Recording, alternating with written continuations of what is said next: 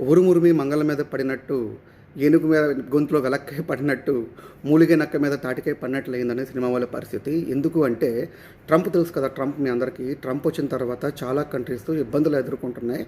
At the same time ఇతనికను cinema మీద పడిందనమాట. యాక్చువల్గా మేలోనే అనుకున్నాడు కానీ ఇది అనూహ్యంగా ఈ రెండింగ్లోకి అతను గుర్తు తెచ్చుకొని పెట్టాడనమాట.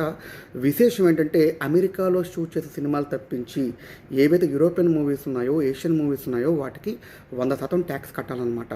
మీకు తెలియదు కాదు, అమెరికాలో మన తెలుగు వాళ్ళు చాలా ఎక్కువ. మన నైజాంకి వస్తున్న షేరు అక్కడ కూడా షేర్ వస్తుంది. ఓన్లీ మన తెలుగు వాళ్ళే కాదు, లోకల్ అమెరికన్స్ కూడా చూస్తారు. సాధారణంగా అమెరికాలో టికెట్ ప్రైస్ డాలర్స్లో $15 to $25 ఉంటుందండి.